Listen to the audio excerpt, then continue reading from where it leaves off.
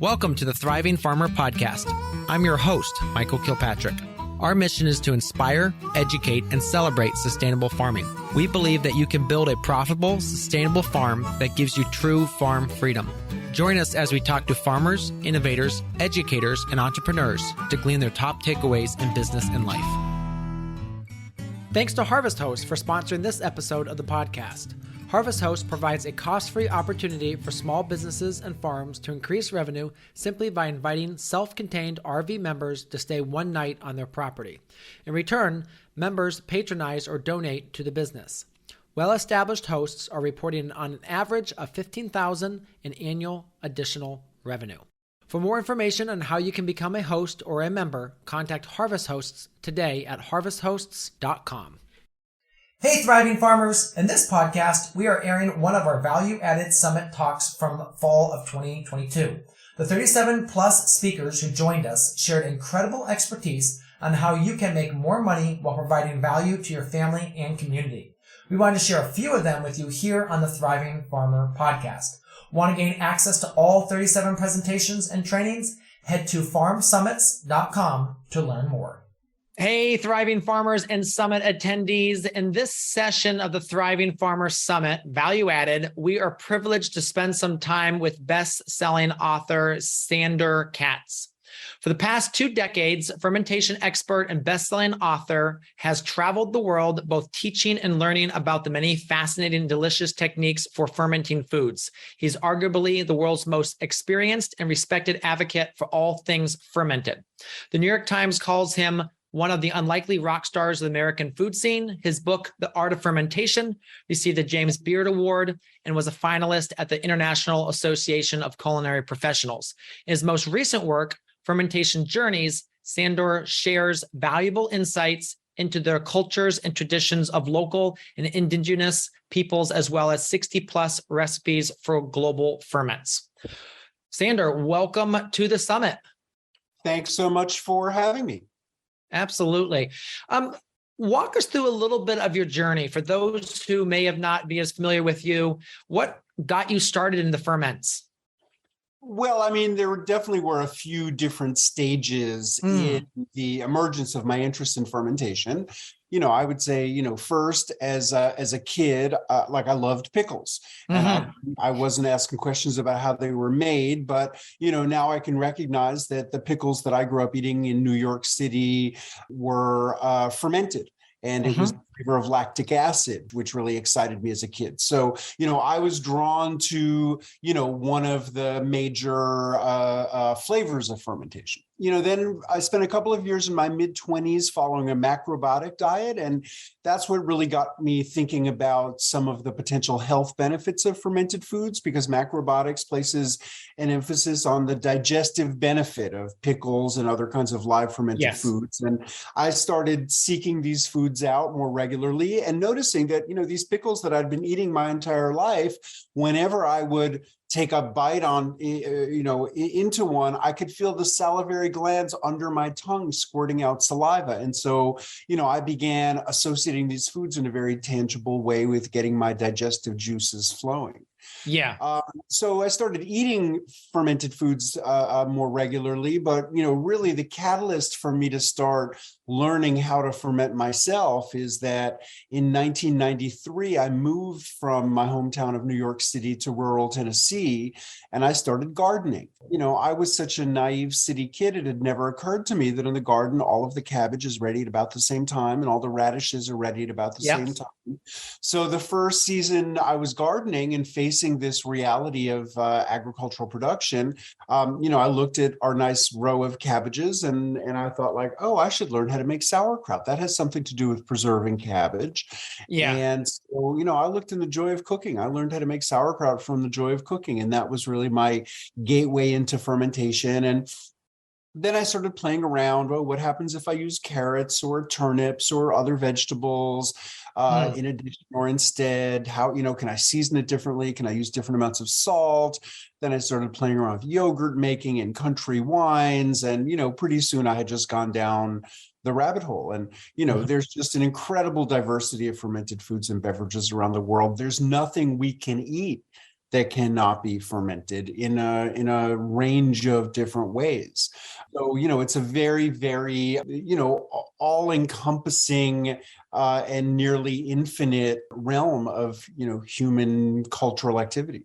Yeah. Now, something you said there, you kind of laid out a couple different things, but to you, share what fermentation is so broad. Share with folks kind of the extent of things that can be fermented. Well, as I said, anything we can possibly eat can be fermented. The way I define fermentation typically is that it's the transformative action of microorganisms. Mm-hmm. And, people figured out all of the major fermentation processes that we use thousands of years ago. It's all prehistoric, but microbiology, which has only emerged over the last 150 years or so, microbiology has illuminated for us that everything we eat, all of the plants and all of the animal products that make up our food, are populated by microorganisms, and never by one singular organism, always by these elaborate communities of organisms. Mm-hmm. So there's microbial transformation of our food is more or less inevitable, except in the case of foods that are dry when they're mature, like, beans or grains. As long as you keep them dry, they won't ferment. But, not every microbial transformation of food results in something delicious that we want to put into our mouths. So, just as a practical matter, our clever ancestors in every part of the world, observed under what conditions does the food decompose into a disgusting, ugly mess that nobody would ever put into their mouth. Yeah. And under what contrasting conditions does it somehow become improved? And, there are always practical benefits to fermentation. There's a range of them. It could be producing alcohol, which maybe not everybody considers practical, but certainly there's a universal desire for, what that does for us.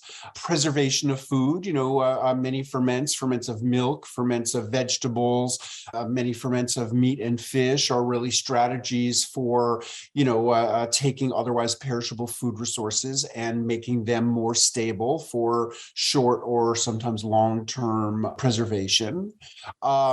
Digestibility, making nutrients more bioavailable, making foods more digestible, removing certain plant toxins from foods, making food more delicious. Fermentation creates strong flavors. Not everybody loves every flavor of fermentation, but certainly, the range of flavors available to us is broadened by the practice of fermentation.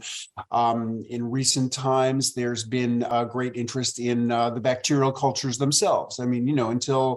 Until the 20th century, nobody was particularly thinking about that. Maybe in many cultures, there's, sort of a folklore recognizing the nutritional importance or the therapeutic benefits of certain fermented foods. But, today, in the context of our growing awareness of the microbiome and its importance, a lot of people are seeking out fermented foods for their biodiversity because they're a great strategy for restoring biodiversity in the gut, which can potentially improve digestion, overall immune function. There's new evidence suggesting it can impact upon serotonin and other, biochemicals in our brains that determine how we think and how we feel. So, there's a lot of different practical benefits to fermentation. Yeah. To the point of sourdough bread, something that like regular bread, I have trouble digesting, but the sourdough bread, because that is a fermented, it's much easier on my system. So, so just to clarify, regular bread, if you make it with a packet of yeast, that's also fermentation, but the isolated yeast in a packet is something that only came into existence in the 20th century. And, all of the bread for the first, 9,900 years of bread making was made with what we would now call natural leavening or sourdough, which involves a community of organisms that involves not only yeast, but lactic bacteria. And the lactic bacteria are hugely important because they break down gluten. They make the minerals in the grains much more bioavailable. The acidity that they cause makes the bread stable, so it stays fresh longer. It tastes better. Really, everything is better about naturally leavened bread. The only thing is it takes a little bit more technique, and it Yes. takes a little bit more time. And in a context where time is money, it's become a sort of an artisan specialty, when in fact, all bread until the 20th century was made via natural leavening. Yeah. Yeah. And it's amazing the how quick that fermentation and that actual starter can transition, and the flavor profiles can change a little bit. You have someone's sourdough and someone else's sourdough, and it can be two very different things, which is so awesome to kind of see just the variation there as well. Well, there's a lot of variability in fermentation, and this is one of the great things about fermentation. And this is one of the reasons why in the industrialization of fermentation, there's been an attempt to, maybe dumb down fermentation, make it, reduce the biodiversity so that there's less variability. But really in that variability lies the greatest potentials of it. I mean, the greatest cheeses in the world are made through, a spontaneous fermentation based on what's in the raw milk that the cheese is made from. The greatest wines in the world are naturally fermented wines that rely upon yeast that are on the grapes, et cetera, et cetera. So we've gone over like the benefits, the health benefits. We've talked about that, how it can do so many different things there. I know a lot of people start diving into this, and it's really been interesting because we've given a sourdough starter to our neighbors, or, starting to show them, we've given them cucumbers and they started to do pickles. But a lot of people are really cautious and a little nervous about stepping down that road. And they're always concerned, well, is it spoiled or not? Or what's that whole aspect of things? Share a little bit about some things that they can do to make sure they're, not going to kill themselves. Well, I mean, just try to let go of your anxiety. I mean, the first time I taught a sauerkraut making workshop, which was in 1998, I have the vivid memory of a young woman who was there, picked up the jar of vegetables that we had just shredded and salted and packed into jars. And she just had this like terrified look on her face staring at it. And she said, how can I be sure there are good bacteria growing in here and not dangerous bacteria that might make me sick? And I've learned that, in a population like us in the United States and people in many places where, we've been taught all of our lives how dangerous bacteria are, how important it is to avoid bacteria. We have all these chemicals to destroy bacteria. It's very easy to project all of that anxiety about bacteria onto the idea of cultivating bacteria in a jar. So, I mean, let me just say off the bat, fermentation is a strategy for safety. Like, it's all about manipulating environmental conditions in ways that encourage the growth of certain organisms while simultaneously discouraging the growth of other kinds of organisms. Food does not get safer than sauerkraut. There have been hardly anywhere in the world or throughout history, there have been hardly any reports of illness or food poisoning. And if you let it mature, if you let it ferment for a few weeks, there are none. And, contrast that with the outbreaks we contend with every year. This year it was red onions, one year it was cabbages, one year it was lettuce, one year it was apples, one year it was tomatoes. Clearly there's the possibility of vegetables becoming, contaminated in incidental ways, generally via manure from a factory farm uphill washing over a field of vegetables. Could just as well be sloppy handling, somebody who fails to wash their hands at, one of those moments of critical hygienic intervention. But let's say we had a bunch of cabbages that had been exposed to cells of salmonella or E. coli. And we shred it and we salt it and we get it nice and juicy and we pack it in the jars and get it submerged. Every single time, lactic acid bacteria, which are always there on cabbage, are going to dominate. Lactic acid bacteria actually are believed to be present on all plants growing out of soil on planet Earth. And once you get it into that environment where it's submerged in a salty brine, then every single time lactic acid bacteria dominate. And as they acidify the environment, even if there happen to be some cells of salmonella or E. coli or some other organism that theoretically could make us sick, they are destroyed destroyed by the acidity. And this is just like, such a convenient and elegant thing for us that like acidification makes our food safe. And in every realm of fermentation, it is a strategy for safety. I mean, practices like these don't get passed down generation after generation, if people do not perceive them as being safe. Yes. Well, if they have to survive it first. Yeah, sure. We've done a lot of sauerkraut, and that's something my wife actually pretty much all winter on our plate. At every dinner, there's going to be a little pile of sauerkraut because, again, it's good for us and it gives us those nutrients. And it's good food. Well, and in terms of like the theme of value added, like, okay, like, a cabbage at the supermarket might be 59 cents a pound, 39 cents a pound, 79 cents a pound. Organic might be $1.19 or $1.39 a pound.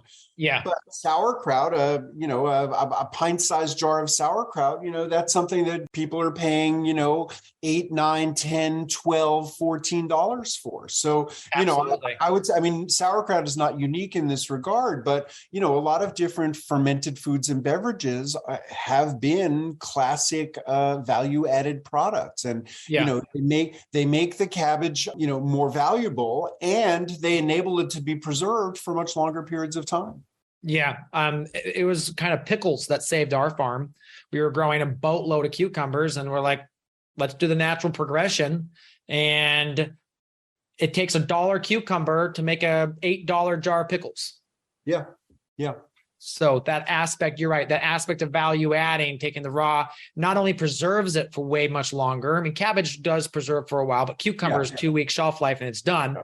And now you've got it for months and months. Yeah. Hi, from Hermiston, Oregon. This is Darcy Scarberry, owner of Alpine Drive Alpacas. We are harvest hosts. The biggest results we have seen by being hosts is actually our animals. They have changed to be looking for customers, being petted, and pictures taken of them. They love it. I think showing how a working farm can be more than endless work has been amazing, fun too, and meaningful. And the change of mind about farms in general. As farms struggle in the past, now this is a way for them to earn money too and show what we have and what we do.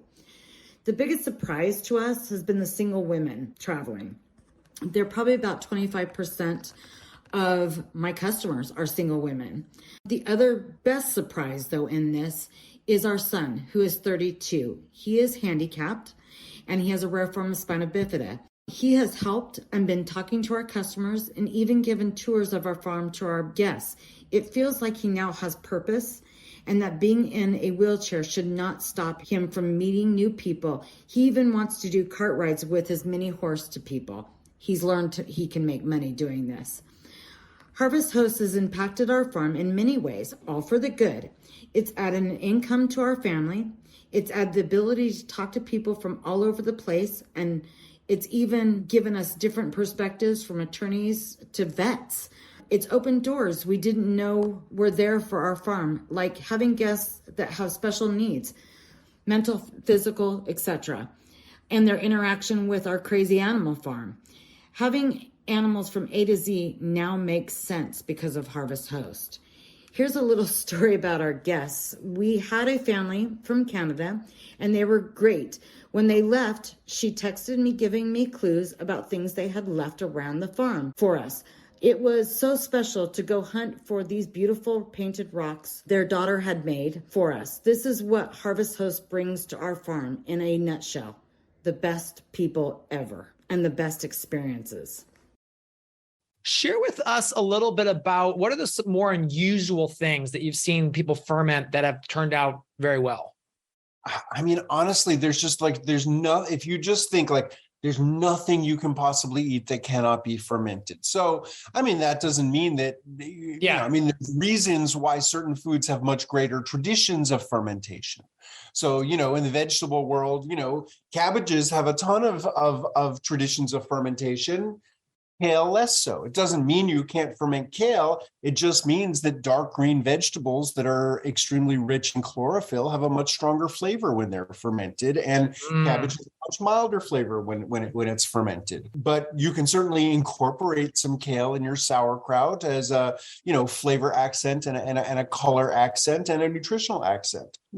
Similarly, there's all kinds of traditions about curing pork that involve fermentation. Salamis are fermented. Hams involve, or certain kinds of hams involve fermentation. You could ferment a chicken just as well as you could ferment a pig, but there's less practical reason to do so because, historically, typically, people slaughter a chicken and, that's a meal. There's not like, 400 pounds of meat that you can't eat that you need to preserve for a long period of time. So, but you can ferment like absolutely anything. Now, when it comes to grains and beans, typically we're not fermenting for preservation because when those are mature, they're dry and they preserve best if you can just keep them dry. And in fact, the first step of fermenting them is always adding water to them. And, water basically brings back dormant microorganisms, and those organisms can begin to access nutrients. And you can ferment any kind of grain or bean, and there's lots of traditions of that, things like miso and soy sauce and tempeh, but also you can do really simple things like just soaking them. Like, a lot of traditions of porridges around the world have historically been fermented. And, I like to do that with oats. I'll just soak them for a couple of days in water and actually you can drink the water. That's the original oat milk is like, if you soak your rolled or steel cut oats for a couple of days in water, a lot of the nutrients will go into that water. It begins to ferment, super delicious, nutritious. And then you can take those soaked grains and cook them and get the creamiest oatmeal. Grains can be fermented in simple or in very elaborate ways. Some of the fermentation traditions that, are most unique in different places involve fermentations of meat and fish. Yeah. And fish and meat are fermented very widely in the world, but they're sort of inherently more complicated to ferment because the fermentation byproducts that we could describe as biopreservatives are all fermented from carbohydrates. And, there's only a negligible carbohydrate content in animal flesh. It's mostly protein. And, there's ways that you can ferment protein, but it doesn't necessarily preserve it. So like, something like fish sauce, like that's just fish and salt and basically, enzymes along with halophilic bacteria, salt-loving bacteria found in the intestines of the fish basically decompose the fish. So you couldn't say the fish is being preserved, it's being transformed, it's being liquefied. Basically, and used as a seasoning. But, let's think about sushi. Like, sushi's gone totally global. I'll bet, everyone who is watching this has had sushi at some point. But would you eat in a sushi restaurant that didn't have a refrigerator? That's a question I'd love to ask people because, refrigeration has only been on the scene since the 20th century. So, a lot of the historical sushi that's still made and still wonderful is called narazushi. And it's basically fish fermented in a bed of rice. And so if you introduce some other carbohydrate source, then you can get a rapid acidification that preserves fish or meat very well. And across Asia, there are, a lot of techniques. Sushi's not the only one that I also love to make a nam, which is a high style of fermenting ribs. And you basically make a paste of rice and garlic and salt, and you coat each rib in that. And then short term, you just like 3 to 5 days. I put them in a Ziploc bag, get as much of the air out as I can, massage it every day to move that paste around. And then at the end of the 5 days, I cook it. And it's just like so beautifully transformed by the by the short fermentation. But then in some places, there are just unique environmental conditions. Last year, I went to the Faroe Islands, and, that's a little set of islands in the North Atlantic between like Iceland and the UK. In the Faroe Islands, they ferment the legs of sheep. They just hang them in these special little structures they have that have wooden boards separated by a little gap. Okay. And so, around this is the time of year, the end of September, beginning of October is when they slaughter the sheep. They hang the legs, and they don't use salt. They don't do anything. They just hang it. And it's a windy place. And the slats allow a certain amount of the wind to get into these structures. And the wind carries salt from the sea. Yeah. So yeah. They get dried. They get salted. The temperature there is very, very mild. And it's a delicious style of curing sheep. But you couldn't do that where I live in Tennessee. You probably couldn't do that where you live in Ohio. It really, a lot of fermentation traditions really evolve out of unique conditions in specific places. Yeah. Something my wife did last year, which I liked, was a fermented salsa. Sure. That's beautiful. I mean, tomatoes can be challenging to ferment because they'll never hold their form fermented. But, if you just break it down and make it into salsa and do a short-term ferment, the thing is, it's so sugary that, a long-term ferment, could potentially get pretty alcoholic, but it'll be pretty dynamic. But certainly a short-term ferment just adds so much flavor and character and complexity to it. Yeah. And again, the bacteria, if you're trying to get, that lacto for your gut. So, Talk about your most recent work, Fermentation Journeys, which I think would be a great resource for a lot of our listeners. What prompted you to write that book?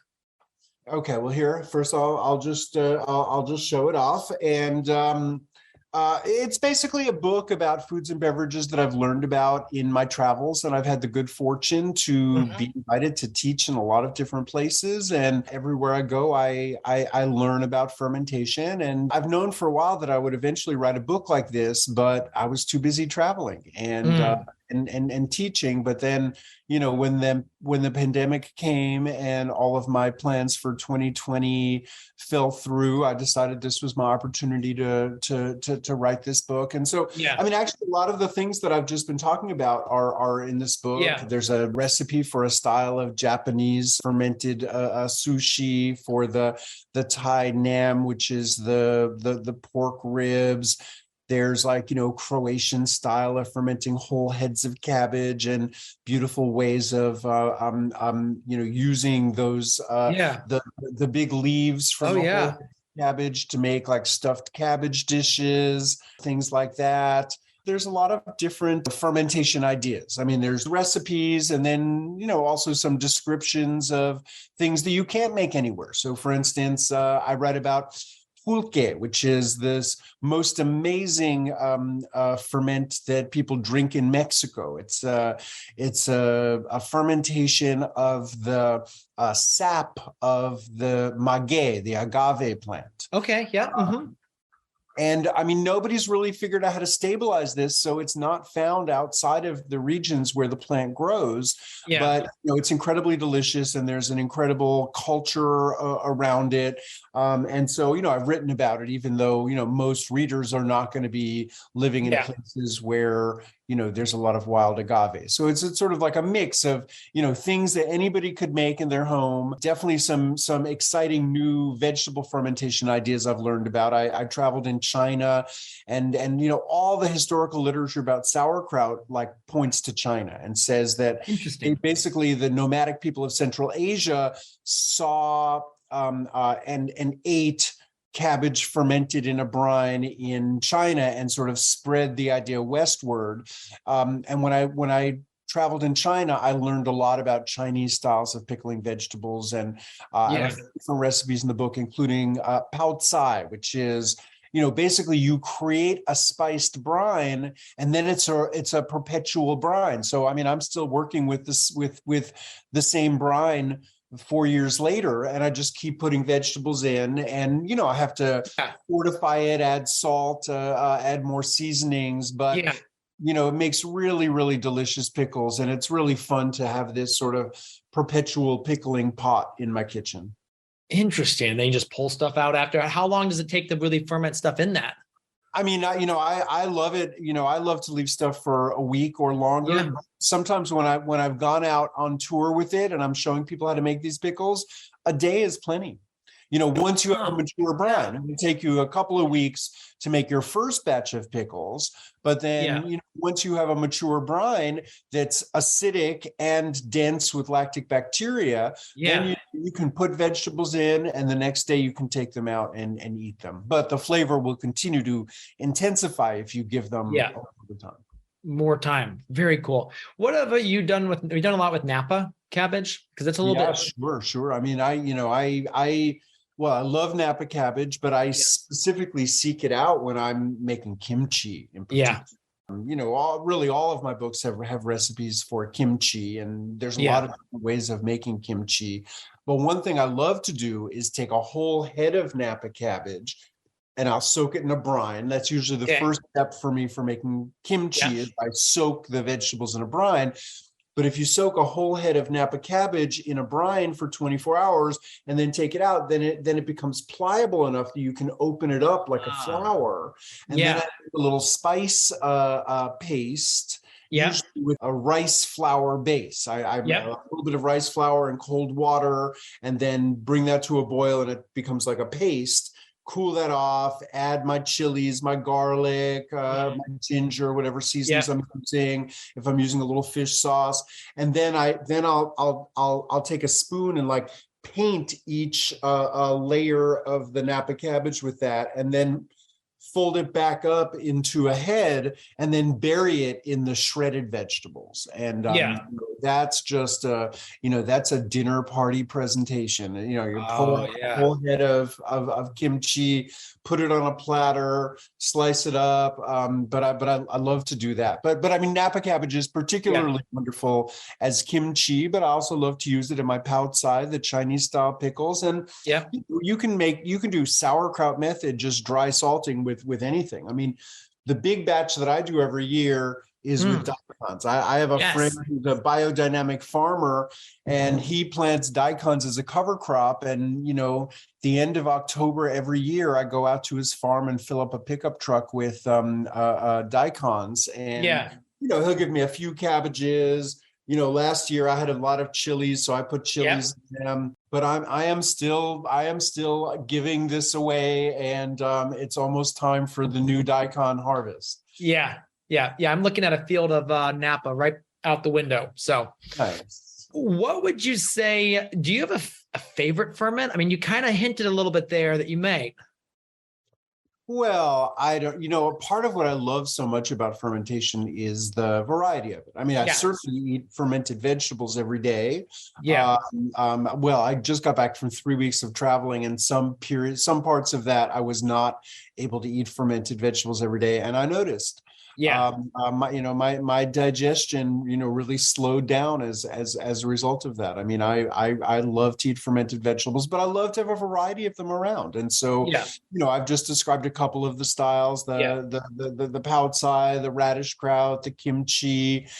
I don't have a favorite, but I'm very committed to fermented vegetables, but I don't know that I could honestly tell you that I like fermented vegetables more than I like cheese. I don't know that I could tell you that I like fermented vegetables more than I like beer. So I just feel very lucky that we live in a world where there are, just so many wonderful flavors, and nobody is forcing me to choose just one. I like contrasting flavors. I like variety. What about a favorite fermenting tool? Well, I mean, I have a collection of beautiful crocks, some of them very, very artful, and yet I'll say that, just as often I use jars. And certainly in my teaching, I mean, if you get into doing this and doing like larger quantities, you'll definitely want to get a hold of some ceramic crocks. But, for most people just playing around in their kitchens, like honestly, you can't do better than a quart-sized wide mouth mason jar. Yeah. The mason jar fits about 2 pounds of vegetables, and that works really well. I mean, sure, if you start getting a 5-pound crock, a 5-gallon crock, that takes about 40 pounds of vegetables. Yes. So I'm actually in the middle of like shredding 40 pounds of cabbages, but that's a project. And for most small households, that's not what they need. Now if you have a big field of cabbage, then that's a different story. Yeah. When you get to that large scale, they're using barrels. Barrels work great. I mean, wooden barrels work great. The plastic barrels work great. I would say, glass, glazed ceramic, wooden barrels, like those are ideal. Mm-hmm. Plastic, I mean, really most of the commercial manufacturers that I meet are using plastic. Some of them are using these very high quality industrial stainless steel cylinders. Don't use household stainless steel. Like, the problem with metal is that both salt and acids can corrode the metal. And here, we're using salt to create conditions conducive to the formation of acids. So, stay away from metal unless you're using, what they call 316, just, high quality industrial grade stainless steel. But all those other things, ceramic, glass, wood, plastic, work perfectly. Yep. Now for shredding, do you prefer a knife or do you have an actual shredder? Oh, I've got all kinds of tools. I mean, honestly, mostly myself. I mean, I'm doing like 40 pounds of cabbage right now. I just use a sharp knife and a cutting board. There's a traditional tool that I would say is probably the inspiration for a mandolin that's called a kraut board. And it's like a stationary board with generally 2 or 3 blades, and you run the cabbage over the blades. So, the kraut board is wonderful. A mandolin could be wonderful. Be careful of your fingers. A food processor. Most of the people who I meet who are running businesses where they're, shredding hundreds of pounds of cabbages are using, what's called a continuous feed food processor, like a RoboCoupe, and they're just feeding it through. Some of the bigger businesses have these much more specialized cabbage shredding machines. So, I mean, there's a variety of machines you can use. But I think, certainly for most people just doing this for themselves at home, your best bet is a cutting board and a knife. And, for anyone who's like a farmer who might be making a couple of 100 pounds of it, either a food processor or a kraut board. I mean, you can find contemporary kraut boards. You can find old kraut boards in antique malls and junk shops everywhere. So, there are lots of options. Yeah. Awesome. And also I should say, you can ferment other things like, right now my garden is just popping out peppers, and, you can make fermented hot sauce. For that, I usually use a food processor. Because I just don't want to get my fingers like sort of too caught up in all of that. You can make fermented beverages. I mean, vegetable fermented beverages. I mean, the famous example is beet kvass, where you would fill up your jar about a quarter or a third of the way with little cubes of beets, and then cover it with water, add a pinch of salt, and then the flavor and color and sugar from the beets slowly infuses into the water, and it begins to ferment. And that can just be an incredibly beautiful beverage. And by the way, I do have a recipe for that in my new book. Get the book. And here, let me also just show my earlier books. Wild Fermentation. This is the one that originally came out in 2003. This is the revised edition from 2016. I would say this is probably the most accessible introduction if you're just looking to start a fermentation practice. And then this is the big one. This is the Art of Fermentation. Some people have said too much information, but if a lot of information is what you're after, so this is a good source for it. And here I just have 2 other books I'm going to show off. The Revolution Will Not Be Microwaved: Inside America's Underground Food Movement. Wrote this in 2006. And it's still around in print, and Fermentation as Metaphor, which is not so much practical information about fermentation, but it happens that in the English language, we talk about, any kind of bubbly, excited phenomenon as fermentation. And so, I just sort of explore the metaphorical possibilities of fermentation. Yeah, very cool. Which you said the which one again was the for beginners? Just hold that one up again. Wild fermentation. So if you want to get started, this is where you'll find basics of how to make sauerkraut, how to make kimchi, how to start a sourdough, and it sort of like covers the basics. Yeah. Now you held up that jar of ferments, and it looked like it had a wooden lid. Is that true? Yeah, sure. I mean, this is just, these days people are making all kinds of interesting lids for mason jars.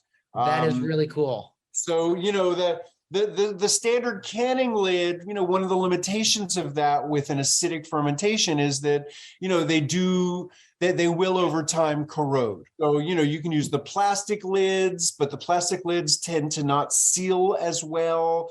So this company I encountered, Mason Tops, makes wooden tops for them. They make a variety of different tops for them, but without having brand loyalty, there's a lot of accoutrements available for mason jars these days, including little glass discs that you can use as weights to hold everything down under the brine, which is really, really handy. I mean, I have mostly used improvisational methods like taking an outer leaf of the cabbage and folding it up a little bit and sort of making that fit like a spring to hold everything down. And that works fine. But these little glass discs are a very kind of easy and convenient solution. Yeah, absolutely. Is there any food that you've found that maybe you shouldn't ferment? I mean, we talked at the beginning, yes, you can ferment anything, but is there something that typically just doesn't work well?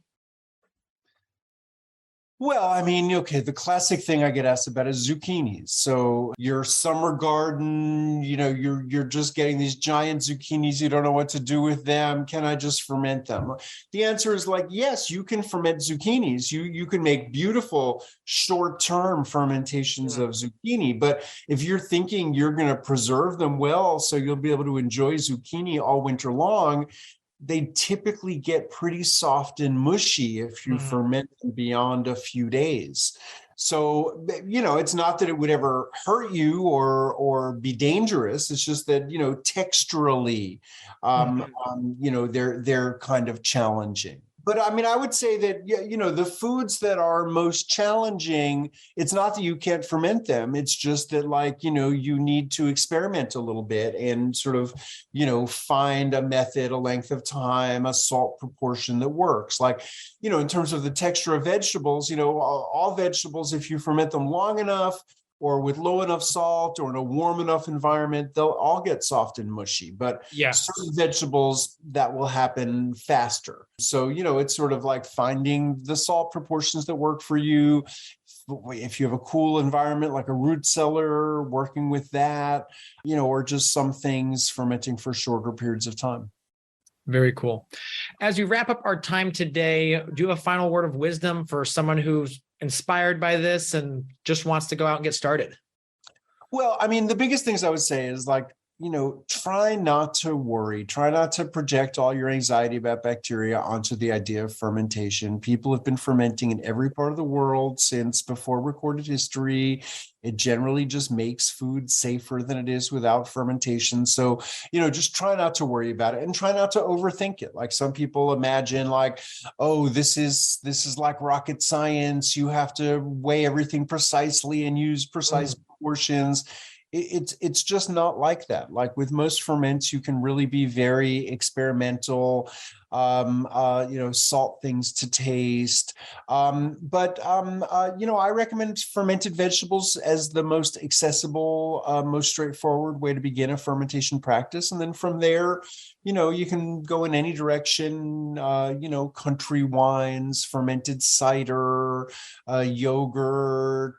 You can do cheese making at home. I mean, the world of fermentation is expansive and exciting, but just don't be intimidated. That is great final words of wisdom.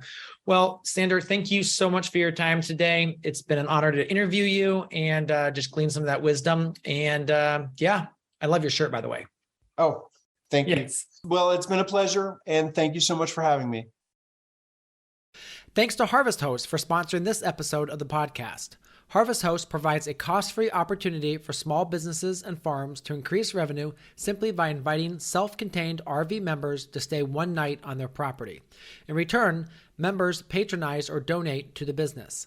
Well-established hosts are reporting on an average of $15,000 in annual additional revenue. For more information on how you can become a host or a member, contact Harvest Hosts today at harvesthosts.com. So there you have it, another episode in the books. So I'd love if you would hop on over to iTunes and leave us a rating and a review. Those mean everything to us. We love to hear what you're thinking. If you have a podcast guest that you can recommend, please pop on over to the Thriving Farmer Podcast website and leave us a review. That's thrivingfarmerpodcast.com.